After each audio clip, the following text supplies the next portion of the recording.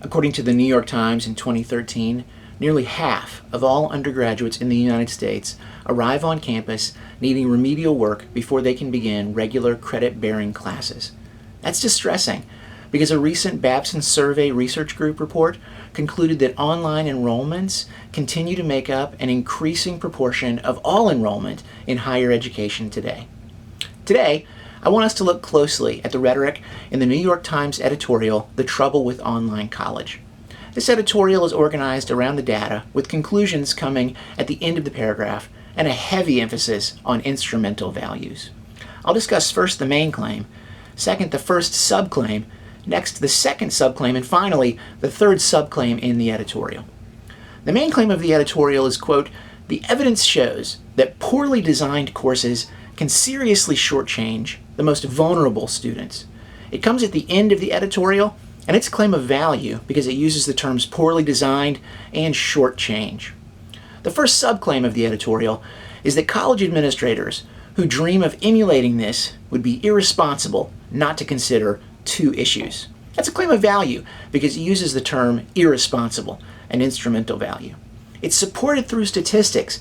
The editorial cites 90% attrition rates, and it further supports it with instrumental value using the language that it's inappropriate for struggling students, both terms that convey the means to achieve ends.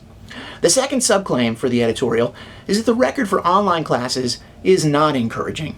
This is a claim of value because of the term encouraging as the object of the sentence. How is this claim supported? There's a multitude of ways in the editorial. First, it's supported with statistics that use evidence. The editorial cites 7 million students, or a third of all in college, have enrolled in online classes. Second, there are more facts to support the claim. It cites the community college students who are enrolled are more likely to fail or withdraw. That's an observable condition, so it makes it a claim of fact. Third, there's expert testimony included in the editorial. It cites the Columbia University's Community College Research Center to back up their point. And finally, all of this is supported through values in the editorial itself. The editorial says their hard-earned tuition dollars are spent and they get nothing in return.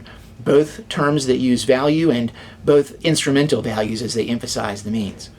The third subclaim of the editorial is also a claim of value. The editorial states, lacking competence and confidence, the students need engagement, but what they get online is estrangement. This is a claim of value. Note the 4 instrumental values identified in this claim: competence, confidence, engagement, and estrangement. It's supported by yet another claim of value.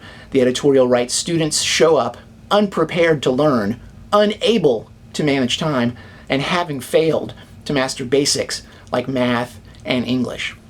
Again, a claim of value because of the terms unprepared, unable, and having failed. And those are instrumental values as well. They're all things you try to do and ways that you behave. And that value is supported by a claim of fact. The editorial states those who took more online courses were less likely to earn degrees. Less likely is an observable condition. Finally, that's supported by an expert. The editorial cites a 5-year study that tracked 51,000 students at Washington State. This editorial had lots of subclaims and lots of support.